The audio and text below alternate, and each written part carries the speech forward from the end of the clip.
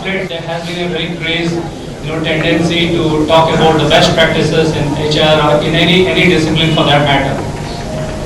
But let me tell you that what is best practices for some organizations or what works for a particular organizations or a large organizations or multinational corporations may not work in a reasonably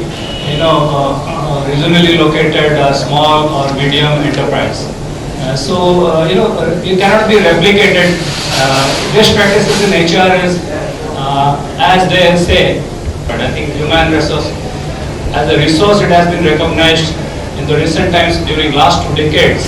And this has been agitating, the entire business fraternity that the human resources, the key driver. It drives the entire organizations towards transformation, growth, and success and excellence.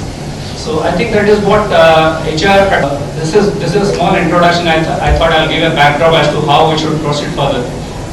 So I request at the outset. I request Mr. Bhubaneswar, who is from finance department, because this is a platform where we have in the previous session we talked a lot about creating the next generation of business leaders, and particularly in the state thrive, prosper and grow. So in fact finance minister, in fact, he has set the tone for the entire workshop. So I request Mr. Biswal also to share his thought on the HR best HR practices. Session and members, friends. When Dr. Das invited me to speak on this occasion, I categorically told him that this may not be my cup of tea, in the sense that I'm a public servant serving in the state for last 25 years, more than 25 years. And I have been looking after taxation, and now I am also the budget officer of the state. So my scope of work is quite different from what we perceive to be discussed in this session. However, I would like to share some of my experience while working in the field and how entrepreneurship grow. And for that, as many of the speakers today, they have highlighted that no degree from a business school is required.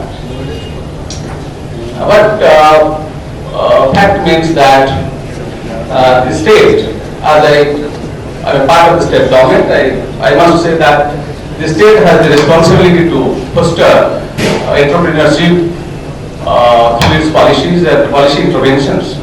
And I think the state government is in the right direction in promoting. What business would you like to start? He said, you see, now I am just preparing some Ayurvedic medicines, and I am selling it to the bus stand. I don't have a fixed place of business. I am just taking it to the bus stand and selling it myself. Now I want to start a business of producing it in bulk quantity. Then I asked, where to get the finance? Then he said that there is a piece of land in the name of my wife, and now I have approached the bank, State Bank, and they have now volunteered to finance now. Is the job getting around 14,000 or 15,000, like that. So basically, what I mean to say, that entrepreneurship is a vision, a commitment, a perseverance. And for that, Mr. Dr. Das, his organization, UCCI, for inviting me to share my feelings to you. Thank you.